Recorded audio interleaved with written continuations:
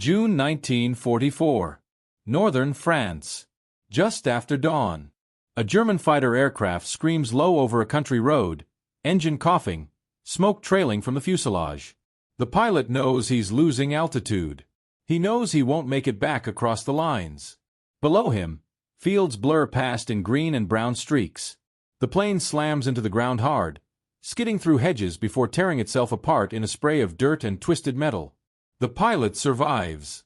Barely. He pulls himself from the wreckage, bleeding, disoriented, surrounded by enemy territory. No weapon. No radio. No unit.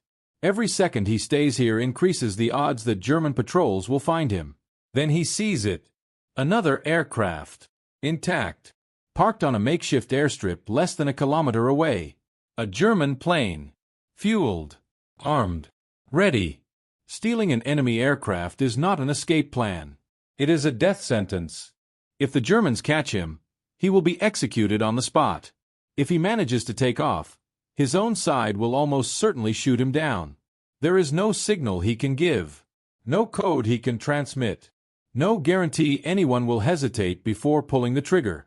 He stands there, injured and alone, staring at the only machine that could get him home. In the next few minutes, he will decide whether to hide and wait for capture, or climb into a cockpit that guarantees someone, somewhere, will try to kill him. This is not a story about flying skill. It is a story about choosing between two impossible ways to survive. He was not born dreaming of flight. He grew up in a world where engines mattered more than wings. A working-class childhood shaped by routine, responsibility, and machines that either functioned or killed you if they didn't. Precision mattered. Calm mattered. Panic ruined everything. Before the war, he learned how things worked by taking them apart. Engines. Controls. Systems. Not to admire them, but to understand them. If something failed, there was always a reason. And if you found that reason fast enough, you might survive. When the United States entered the war, flying was no longer romantic. It was arithmetic. Fuel ranges. Enemy flak density. Mechanical limits. Pilots were not knights of the air. They were operators in a system that replaced losses quickly and quietly. Training stripped away ego. Mistakes were punished immediately. Simulators failed on purpose. Instructors cut engines without warning. Men learned to respond before fear finished its sentence. He adapted well. Not because he was fearless, but because he stayed functional when others froze. When something went wrong, he did not argue with reality. He adjusted to it. By the time he reached combat, he understood an unspoken truth every pilot learns sooner or later. Survival depended less on bravery than on timing. Knowing when to push. Knowing when to abandon the plan. Knowing when the rules no longer applied. That understanding followed him into the cockpit on the morning his aircraft was hit. And it would follow him again, moments later, as he stood injured on foreign soil, staring at a German plane that should have been the last thing he ever touched. Combat flying did not ease him into the war. It accelerated everything. Missions came early and often. Briefings were short. Targets were marked on maps that never showed what waited below. Pilots learned to trust instruments more than instincts, because instincts failed when flak burst too close or engines sputtered at altitude. He flew low-level sorties. Dangerous ones. The kind that left no margin for error. Ground fire was constant. You didn't hear it coming. You felt it tear through metal. On the mission that changed everything, the attack began like dozens before it. Formation tight. Engines steady. Then the aircraft shuddered. A hard impact. Then another. Oil pressure dropped instantly. Smoke filled the cockpit. The engine began to fail in stages. Predictable, mechanical, unstoppable. Training took over. He broke formation. He descended. He aimed for anything that might keep him alive. The crash was violent but survivable. Climbing from the wreckage, he did a rapid inventory. Injured, but mobile. No weapon. No friendly forces nearby. The sound of his aircraft had already announced his presence to the countryside. Hiding was an option. So was surrender. Then he saw the airstrip. German markings. Maintenance crews gone. The aircraft waiting as if it had been left behind by accident. Or fate. He knew what would happen if he took it. German gunners would fire. Allied pilots would fire. Anti-aircraft crews on both sides would fire. There would be no second chance. This was not a battlefield decision. It was a personal one. No orders. No witnesses. No safety net. He walked toward the aircraft anyway. Reaching the aircraft did not make the situation better. It made it sharper. Up close, the German fighter was unmistakable. Familiar lines. Enemy markings. A machine designed to kill pilots just like him. The cockpit canopy was closed. The ladder still hung from the side. Whoever had left it had done so in a hurry. He climbed in. The controls were not foreign. Different layout. Different labeling. But flight was flight. Throttle. Mixture. Rudder. The logic was universal. Engines obeyed physics, not flags. He started the engine. The sound was wrong. Too loud. Too exposed. Every second on the ground was an invitation. German patrols. Local militia. Anti-aircraft crews already alerted by the crash. He taxied without warming up. Without checks he would have never skipped under normal conditions. The aircraft lurched onto the runway. As it lifted off, tracer fire rose from the tree line. Not accurate. Not coordinated. Panic fire.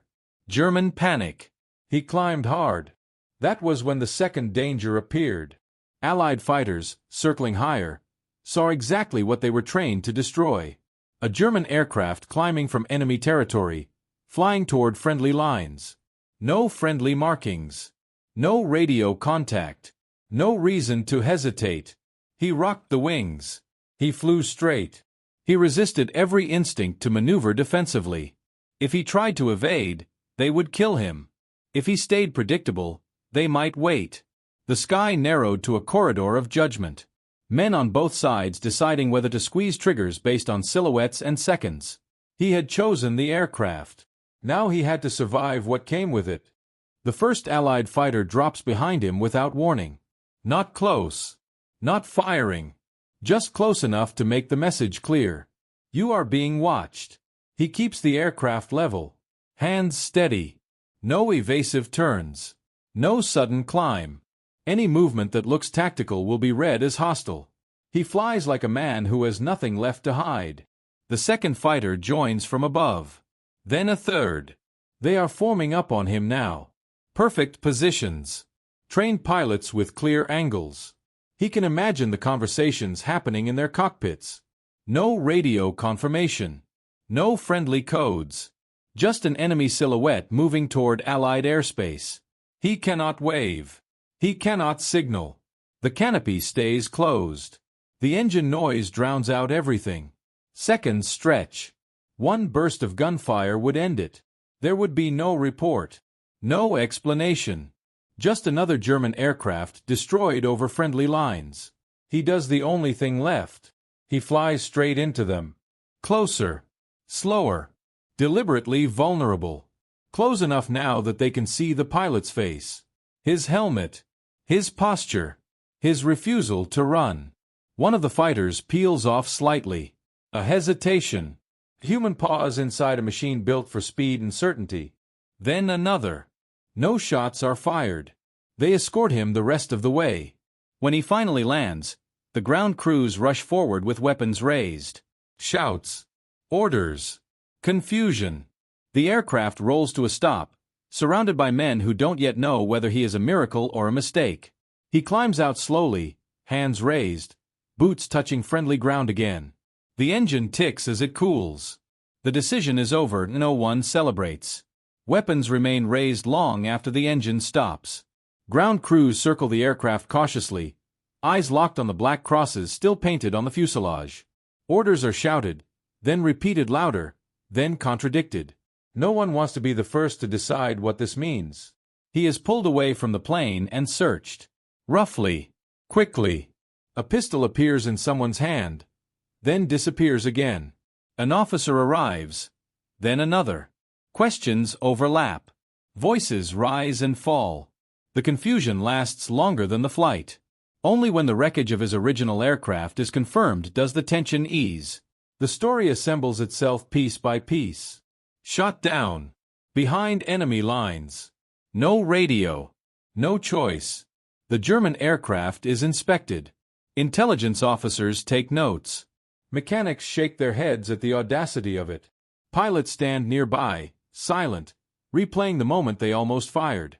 There are no medals handed out on the airstrip. No speeches. Just paperwork. Reports written carefully, because this is the kind of incident that could easily be misunderstood later. He is told he was lucky. He does not correct them. Luck did not get him into that cockpit. Luck did not keep him flying straight when everything in him wanted to turn away. Luck did not stop the guns. What followed was quieter, slower, and harder to define. After the war, his name does not become a headline. There are no interviews. No photographs staged beside the aircraft he stole.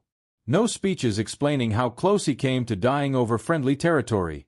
The war moves on quickly, and so does the world. He returns to civilian life with the same restraint he carried through combat. Flying becomes something quieter. Routine replaces urgency. Decisions are no longer measured in seconds, but the habits formed in the air never fully leave him. Those who know him later describe a man who listens more than he speaks.